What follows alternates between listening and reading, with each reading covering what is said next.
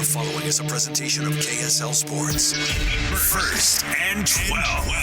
A total roundup of this weekend's BYU football and the new look Big 12 Conference. First and 12 is sponsored by Macy's Grocery Store.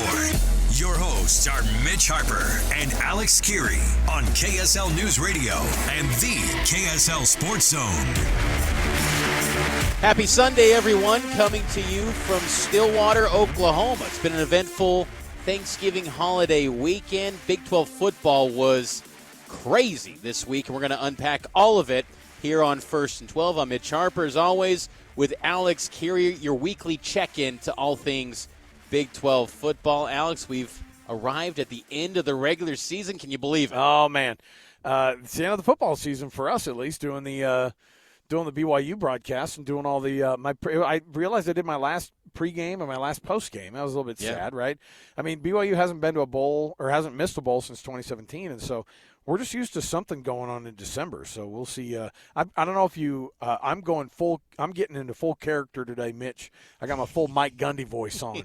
It's just my raspiness actually works out for guys like doing my Mike Gundy impersonation. And so, how was Oklahoma State though? Were you like? I mean, did you get to Eskimo Joe's? That's kind of – I don't care about the game at this point. I want to know about Eskimo Joe's. I want to know if it's overrated. We heard so much about it. I want to know what happened.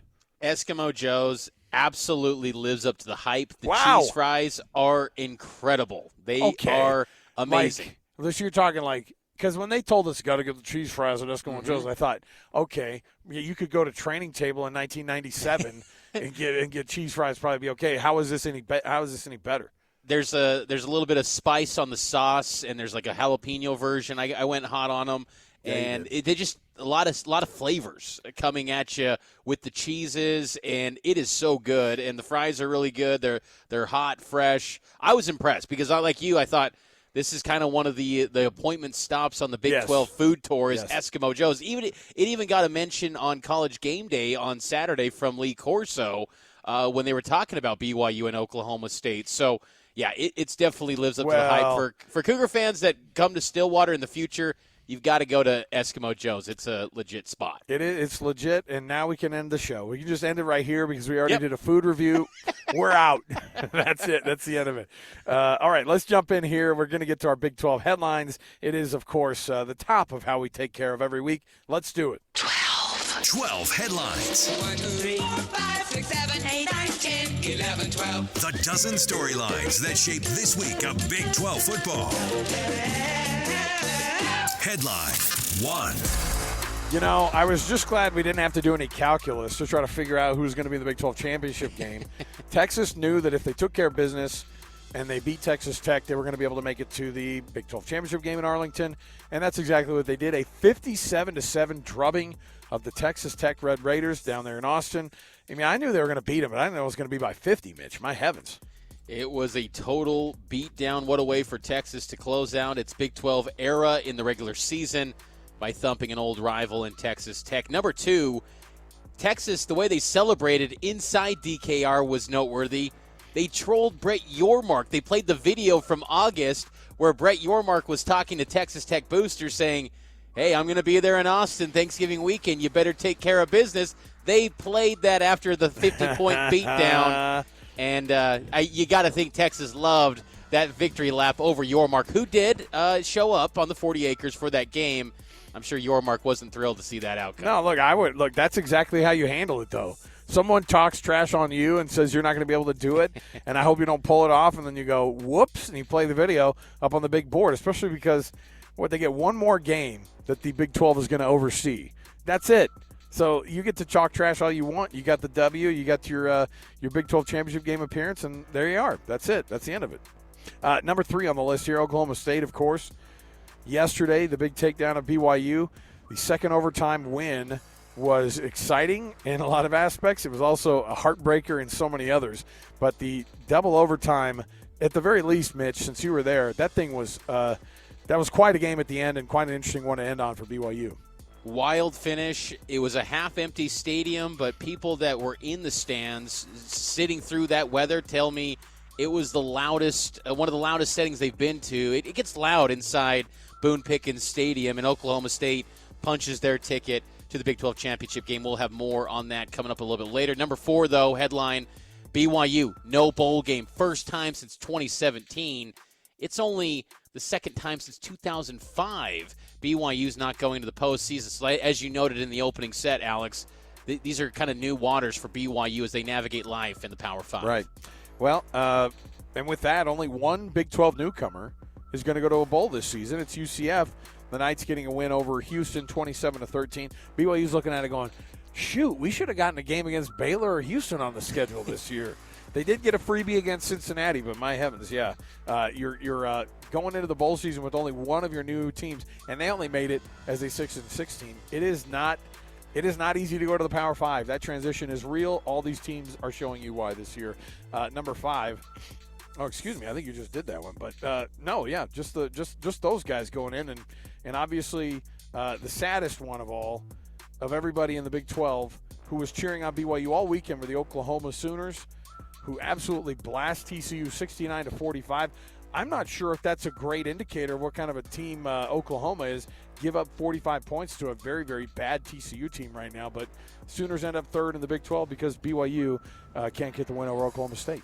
I just think back to after Red River, Barry Switzer of Oklahoma great. He did a video with Dylan Gabriel and said, Sooner Nation, this is our leader.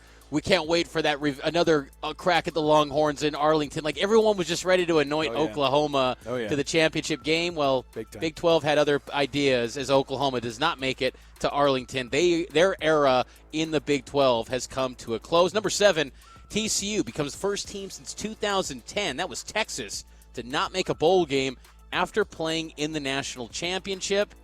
Look, Sonny Dykes built up a lot of goodwill in that first year, making that national championship game run. The Hypno-Toads, it was all the rage. But this was a huge letdown year two. Any momentum that they gained last year completely wiped out this season with a losing record. Look, I get you have Max Duggan, going out the door, but he was your backup last year, right? And so you had all these athletes, and you were not able to string together any sort of – I mean, we would have been, fine with a 9-3 or 8-4 season, but – I think in terms of people looking at how disappointing some of the teams have been in the Big 12 this year, TCU tops that list. Iowa State taking down Kansas State last night in one of the more snowy games I've ever seen. Farmageddon delivers a high-scoring game in the snow even, 42-35 Iowa State. And you know what, Iowa State, Mitch, I've just been impressed, man. I can't believe that they had the season that they did. I know it was 7-5, but they go to the bowl, and they're going to a bowl game. They had a great conference run as well, despite the fact that everybody went, well, you guys are going to be bad because of all the offseason stuff. And Iowa State delivered, man. The Cyclones getting the win over Kansas State. Kansas State was one of the teams we thought were going to be a dark horse for that Big 12 championship. And, Iowa State said, no, thank you. Would not be surprised if Iowa State's a way too early kind of trendy team in top 25 polls this January. Number 9, Jason Bean gets the start at quarterback once again for Kansas. He returned from injury. And the Jayhawks take down Cincinnati. They get to 8 wins in a regular season. First time since 2008. Been 15 years. Nice job by Kansas getting that victory. You know what's wild is with Jason Bean in there, think about Jalen Daniels, how the year turns out, right? He's the Big 12 preseason Offensive Player of the Year. And he never got going after those injuries. And so for them to get to 8 wins, I think with Jason Bean kind of leading things up, the future's still bright in Kansas, especially because Lance Leipold is doing a really, really good job there changing the culture over. West Virginia also gets to 8 wins and has probably outlived all the expectations of anybody. They were the ones that really showed out this year in Big 12 play. The Mountaineers getting a win after defeating Baylor, but 8-4 on the season. I think even if they want him gone, Neil Brown's going to have to stick around another year. Well, that's the thing. I was wondering, Alex, it feels like Neil Brown, does he parlay this little bit of success into maybe another job? Because this coaching carousel pool, it's not too deep. We're seeing, Mark Stoops go to Texas A&M and Jonathan Smith going to Michigan State, but maybe there's a new landing spot maybe for Neil Brown so he can parlay this success maybe, because it still seems like West Virginia folks are not completely sold on him. And a guy that his program is not sold on, Baylor. Dave Aranda, headline number 11. Baylor Bears close out the season at 3-9. They had 8 home games this year, Alex, and they go 3-9. You wonder what happens next with Dave Aranda. Yeah, when Texas State blew them out at the beginning of the year, and a very, very limping into the game Utah team barely beat them there. You thought, what is going on down in Waco? But, yeah, they're a mess.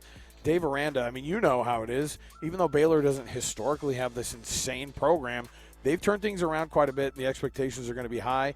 I think you're going to see Dave Aranda out of there. I would imagine it would be in the next few weeks here, but maybe they give him an extra chance. I don't know. And then finally, 9 teams from the Big 12 are now bowl eligible. 9 teams going to bowls. BYU not one of them. Houston not one of them. Cincinnati not one of them. Who else missed bowls that I'm missing out on here on this one? TCU and Baylor. There it is. There it is. Could you believe it? TCU and Baylor. Those are 2 that you wouldn't have put on the list, right? 2 teams the last 2 years that were in the Big 12 championship game. No bowl game for either one of those teams. Wild. We're going to break this thing down around the corner. BYU versus Oklahoma State, the 2 overtime thriller. Although BYU fans not that thrilled, of course, with the outcome, especially how they started things off. We'll break that down. Mitch is down in Stillwater, Oklahoma still. I'm holding the farm down here in Salt Lake, and we are breaking down 1st and 12 here for you, 97.5, the KSL Sports Zone and KSL News Radio. Back around the corner. More to come. Stay with us. Today's just the start of the Big 12 and Power 5 talk to come. Listen to JJ and Alex Monday on your drive home.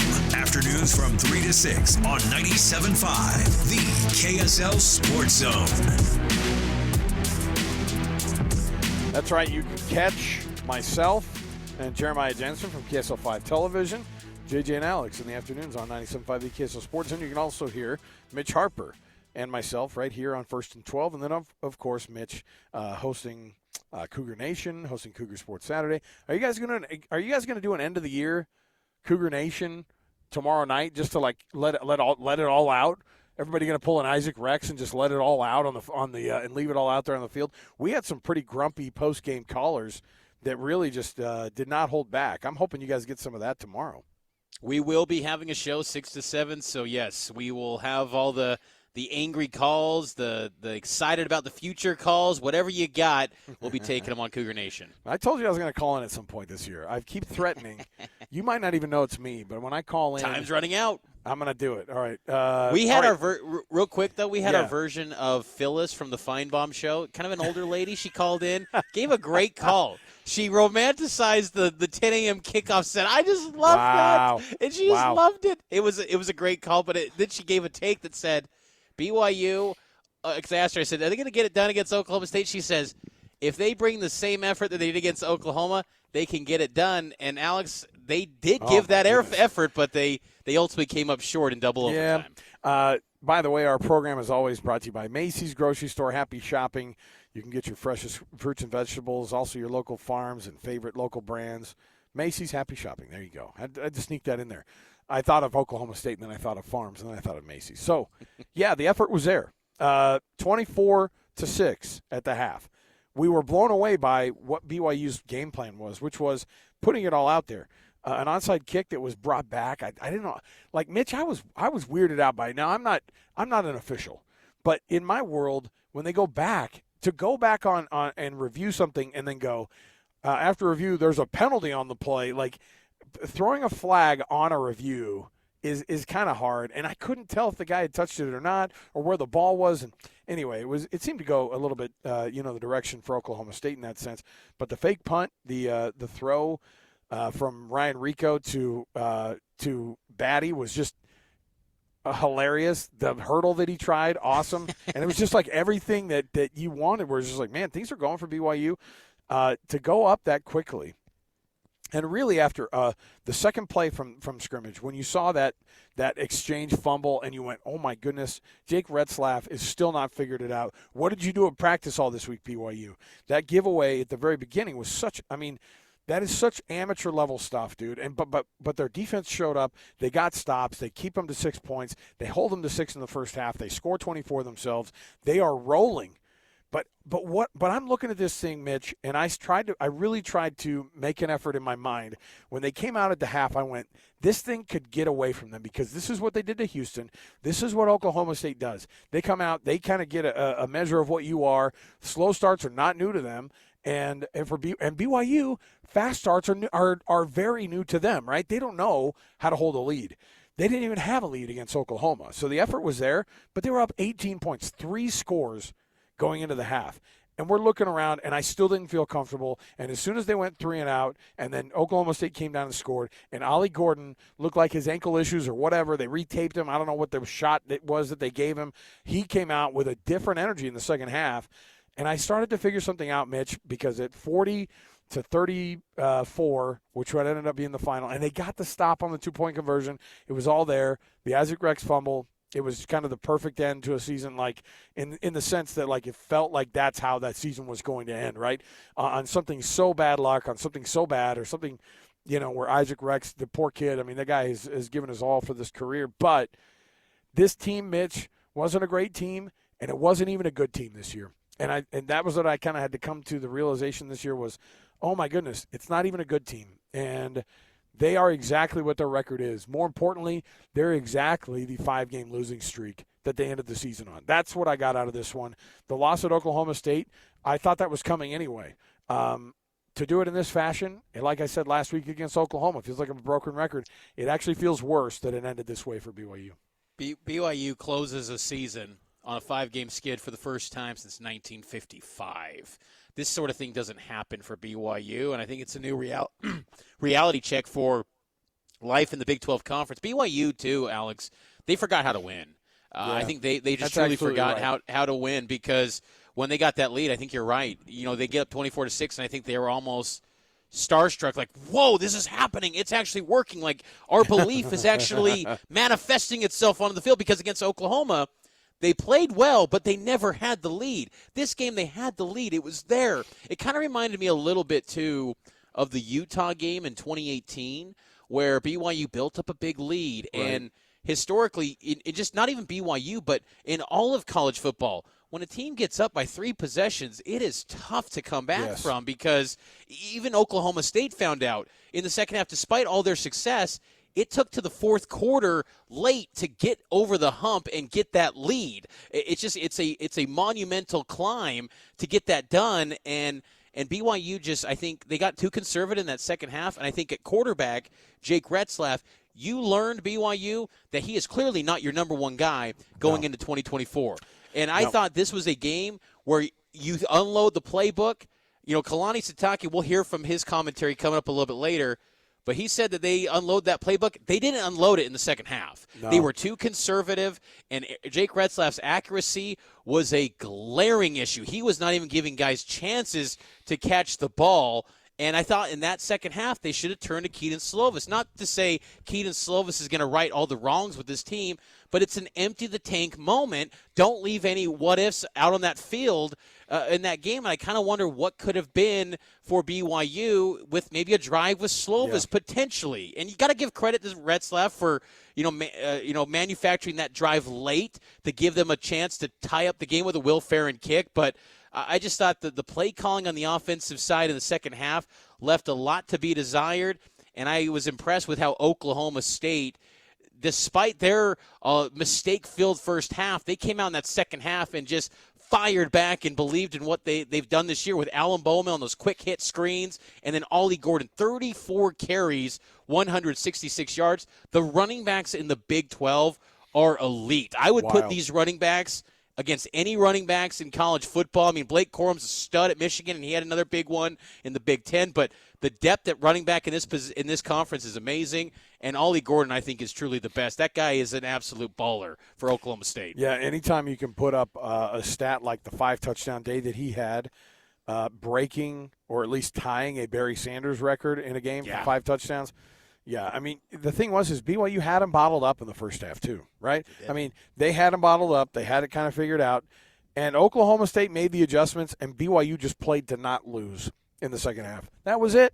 I mean, they just went in there and went, okay, how do we preserve this? How do we preserve this? And it's the same thing. What's funny is, Mitch, last week, what did we say? This is probably the worst loss since 2018 Utah.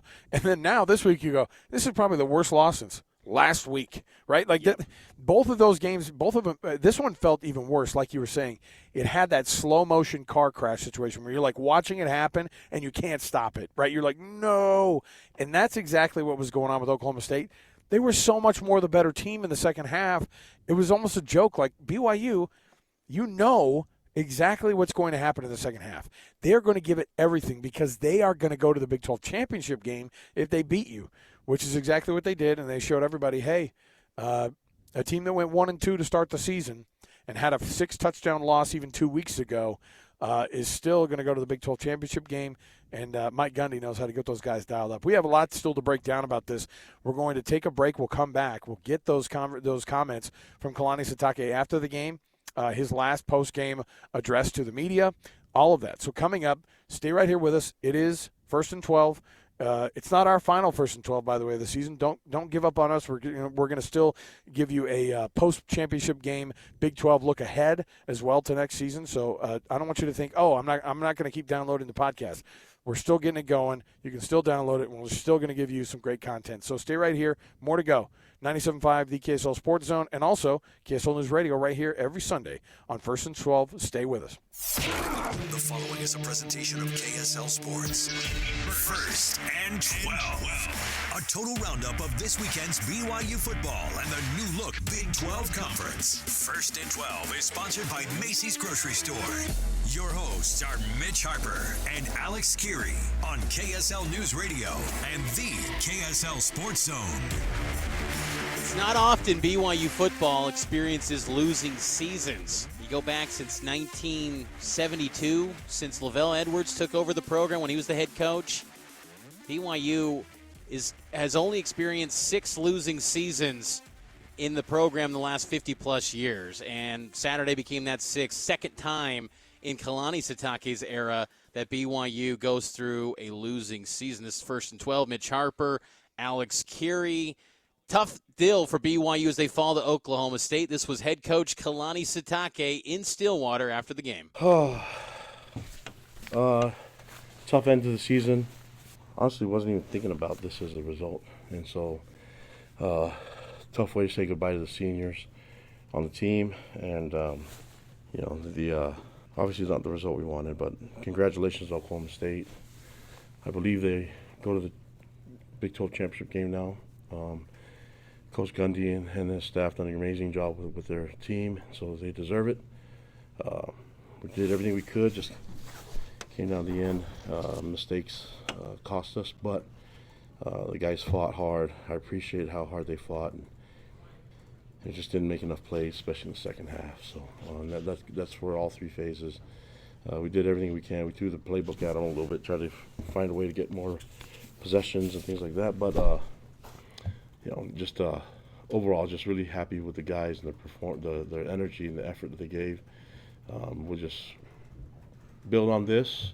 Talk to the guys. This is now they know what to expect in the Big 12, and I think the off-season conditioning, and because we don't go to a bowl game, we don't get those extra practices. We're going to have to figure out a way to take advantage of the workouts and take advantage of the time that we're given to overcome that and get the guys ready by the time we get to spring ball, and keep focusing on our install, but our fundamentals and technique. And by the time we put the pads back on in spring, we should be ready to roll. So that, and I think when they go into the off-season conditioning, they'll have something to look back on, and I think they'll have a little bit more urgency when they're getting their workouts in. So I imagine we're going to be stronger, bigger, and faster by the time we take the field again and play this conference schedule again next year. So just trying to find ways to learn and grow from this and get better, and we'll get this program where we want to be. I think for now,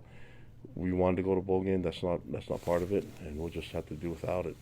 Been through this before in my college career where we've had to overcome not being in a bowl game. So we'll get better. We'll improve. I thought it was a really cool environment today here in Stillwater. It's been, I don't want to have the outcome just not allow me to, appreciate the fans here for Oklahoma State, and I thought they brought a lot of energy. It was a lot of fun. I thought the Oklahoma State players played with a lot of fire and energy. It was a good battle. So congratulations to them again, and we'll be watching them play next week, and I'll be interested to see what happens with everybody playing their postseason, and away we go. But looking forward to building on this and getting better and making sure our program is even better next year. So I'll take any questions you guys have. On the fourth and one, about 5:30 to go in the quarter, was there consideration to go for it, and why ultimately did you not decide? Yeah, I wanted to go for it. I felt like I felt like we were closer on the spot. That maybe it was half a yard closer. And the problem is that if you go for it, then they're right away in field goal territory. But I don't know. I wanted to go for it. We were talking about it as a staff, and decided to punt the ball and actually boomed a good punt and just went all the way into the end zone. If we could have found a way down it, but even with it going to the end zone, you net a lot of yards on that. So it wasn't that decision that lost us the game. It was the drive that we gave up for them to get all the way through. Luckily, we were able to block a PAT to get a chance to kick a field goal in the end, to put it into extra time. But, even through the whole thing, I think defensively it's hard to keep that back. I mean, he's so good. It's hard to just keep him. Especially if I don't know how many, they gave him the ball 34 times, so they were committed to giving the ball a bunch, and so it's going to be really difficult to keep him. Without his yards. And so I think we did the best we could. I think a couple times there was breakdown, we lost the edge, and that touchdown that we gave up when they went ahead. Even in the overtimes, I thought we gave him too many yards. But credit to them and credit to him, he's really good back. I don't know. I'm really trying to rethink as many decisions as we made. But I thought the onside kick would have been nice if we would have retained the ball. But I couldn't see where they thought that it was confirmed that was touched. I have no idea. I didn't have access to the screen like that. Where'd the offense go sideways, you feel, in the second half and ultimately the... Yeah, I had to watch the film, I mean, I obviously we'd like to see more points on the board, because if we get some more production in the second half, it will help us out. And even sustain some drives, that we can get some relief to the defense. But even defensively, I thought we had more chances to get turnovers, and the turnovers cost us. I don't know how many do we have offensively, but that's a problem. We have to take care of the football, and my heart goes out to Isaac. I love him. I mean, this is a hard way to end the game, with a fumble, and he's been through so much, and he is distraught, and he's hurting right now in the locker room. I'm proud of our guys rallying around him, and this has never been a team that point fingers one side of the ball to the other or anything like that, or even individually. So it just makes sense that we just keep loving each other and just keep working. But I think it could have found a way to win the game in different areas, and it just doesn't come down to one guy making the mistake. I wish it wouldn't have had to come down to Isaac, on the ball and having, fumbling the ball. But I think we had a chance when it was 4th down and 2.5 or so, and to get a stop, and they got first down by a yard. So there's so many different things that happen in this game, and they made enough of the plays to earn their right to win the win a spot in the championship game, and been really impressed with what Coach Gundy's done with his team. So we need to learn and get better. Kalani, was there ever a thought of going to Keaton in the second half when Jake was struggling? Yeah, I think that was the thought process, but Keaton hasn't been 100% yet, and you're putting someone at risk. He gets banged up, and then we. But I mean, I think he has a next level. He has a career at the next level. He throws well, and when he's healthy, he's really good. So it would be hard for us to make that move, and put that much pressure. I don't think we felt like that was the right move at that time, but we consider all that. But I know Keaton was ready to go and wanted to be in there. Running through your mind as far as the next move, what do you need to change now that you know what the first year of the Big 12 what's going through your mind that you want to change? Well, and that's part of the move. The next move is that change is inevitable. There's a bunch of things that we need to change, and when I'm talking about change is like it depends on what degree of change, right? So there's a lot of different things that we need to do, and guys need to get bigger, stronger. We've seen it already. We've been through it. It's hard to tell the guys to get bigger and stronger when they haven't been through the fight. Now they've been through it. It's going to be a lot easier for we tell our guys to get more meat on their bones when the guys get tackle these big backs. I mean, it seems like every back in this conference is one of the best in the country, and this was the best. This is the best, So And they kept feeding him the ball, and we kept loading the box up, and they're doing the RPO throws and making us pay for it. But that's the game. I think if we could have taken care of him in the run game, but he broke some tackles. He's so physical. He's such a great back, man, and he combined that with when you say great back, it's hard to not give credit to their O-line too and their tight ends that block. So it was a really good scheme that Coach Gundy and the offense has done, and they've done a great job defensively.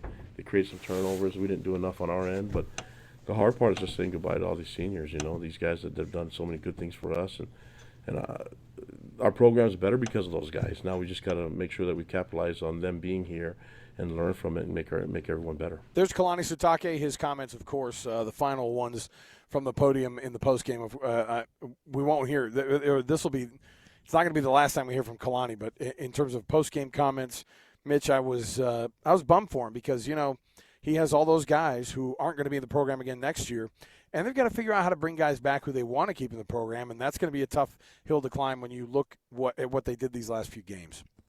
A lot of change is expected to happen, and Kalani kind of teased at it, and I think coaching changes have to happen, particularly on the offensive line. And credit the offensive line; they did get better the last 2 weeks, but still, when you're saying that you're afraid that your quarterback, your backup in Keenan Slovis is going to get hurt, and that's not going to be safe, that's a kind of indirect way of saying the offensive line is not going to be good enough for him. And that's why we got to throw out a dual threat guy that's not accurate at all with Jake Retzlaff. So tough times for BYU. And credit to Kalani when he hits these lows, he finds a way to bounce back. But the thing is you don't want to dig into these lows. And 5-7 in the Big 12, you kind of thought that could happen, but the way that this season played out, the horrific losses where you get blown out, but then the close calls where you forget how to win, those are tough pills to swallow for BYU, and they got to find ways to fix it. And that's the challenge in front of Kalani Sitake and that BYU football program going forward.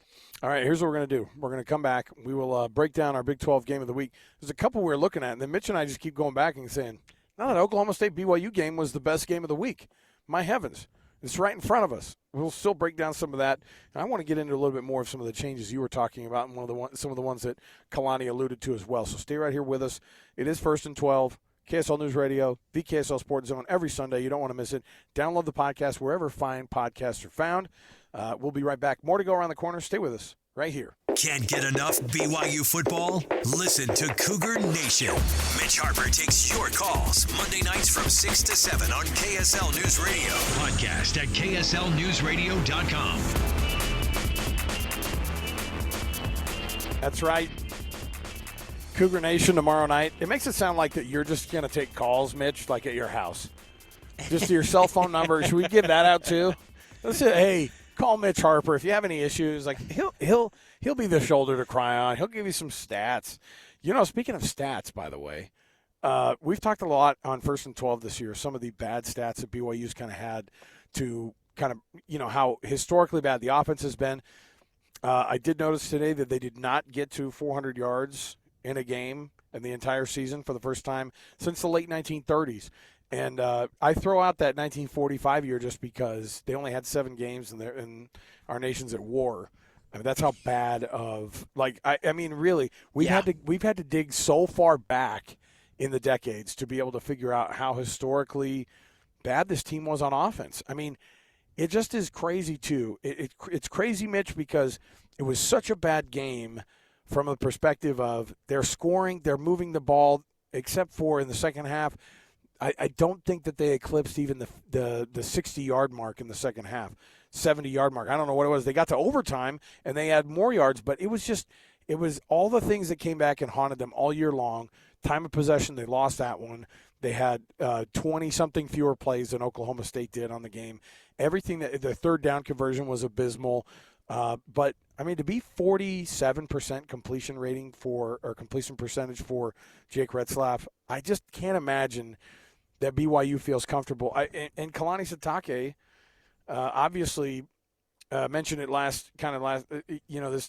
this last segment where you start talking about all these young quarterbacks. It's like, dude, I don't want to hear about all the young quarterbacks. Like, none of those guys are ready. You know what I mean? Like, none of those guys are ready for BYU. And Jake Retzlaff is not the guy either. And so I don't know what the transfer portal is going to bring. And you hate the idea of having to go out and try to find a Keaton Slovis type guy like they did last year, where they thought they had kind of hit a home run in the transfer portal. But at the very least, they have to go find somebody at quarterback in the transfer portal. You need to go get an underclassman, and I say this name because he's got local ties, but with Devin Brown at Ohio State, what's his thought process? Because he's sitting behind McCord at Ohio State, and even though they lost, maybe there's going to be a battle again. But if he goes into the portal, that's the type of prospect you want, a guy that maybe doesn't have a massive sheet of games. I think everyone thought, Slovis has played 30 starts in his career, but really it ended up being he was who we thought he was in January. Right. Yep. And I think everyone kind of bought into he's a perfect fit off the field. He's the leader, and he really 100%. embraced and leaned into BYU way. Like Keaton Slovis, I look as a BYU man through and through now. But on the field, he was who we thought he was. And Jake Retzlaff, because of how poor BYU's offense was heading into West Virginia, his little bit of success with 42 pass attempts felt like there was a glimmer of hope. But then it just got yanked out against Iowa State, and then the 100-yard pick six against Oklahoma, and the inaccuracy was just horrendous against Oklahoma State. To where the thing is, it's nice about coming out of this game, Alex, that you really have now a good sense of who Jake Retzlaff is. Because if it was just Retzlaff against West Virginia and then 3 more starts of Slovis, you might be saying Retzlaff's the guy. But now you kind of know. And he's probably, at best, a career backup in D1 college football unless something drastically changes for his development in the way he passes the football. So BYU's got to be in that portal unless they get some immense, potential from or improvement from some of these young guys. And, Ryder Burr and Kalani mentioned, if you want to talk about like long-term, like who could be the next big thing, it probably is him. But you're right, though. If he was that good already, he'd be playing, and they wouldn't be trotting out what they did on Saturday, and there was a lot of issues.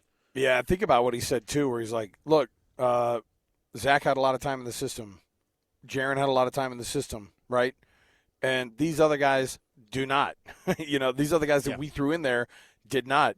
And you're exactly right. We were so head over heels about how Keaton Slovis was going to mission farewells with his teammates. He's hanging out. He's right. We got totally sold on him being a chemistry fit because we wanted it. Like, hey, it's hard to get that culture fit, right there at the beginning with a guy who's not an LDS kid, but he comes in. It seems like he's totally buying in to everything that BYU stands for, except for the part where if you're going to be a BYU quarterback, you better freaking sling it, man.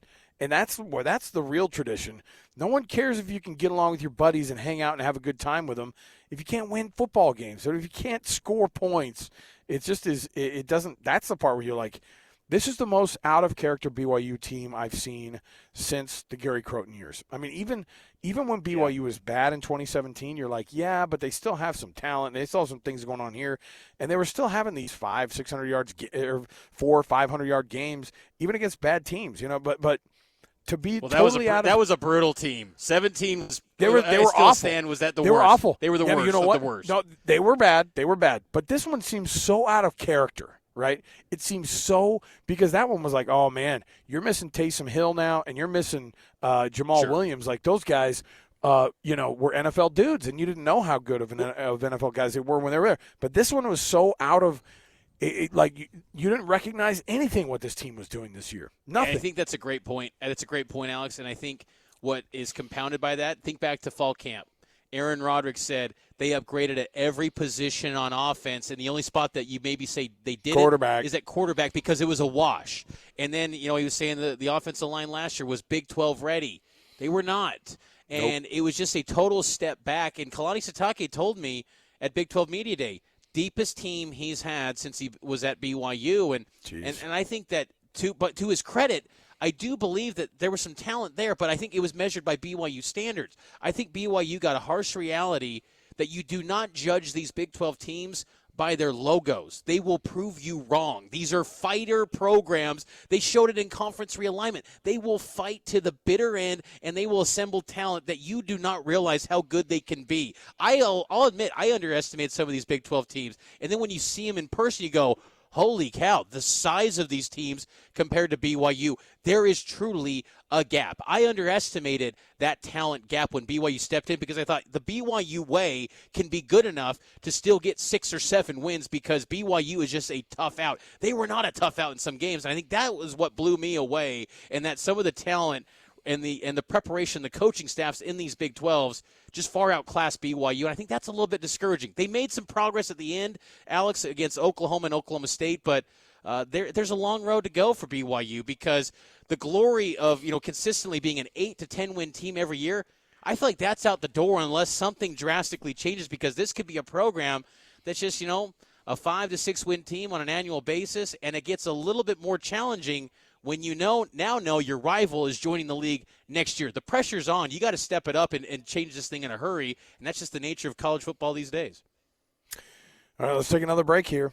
I mean, this is reserved for our college or our Big 12 game of the week, and by far the Oklahoma State BYU game, the double overtime thriller, was the best game in the conference. It just ended obviously poorly for the BYU fans who don't get to go to a bowl game. I mean, it's weird.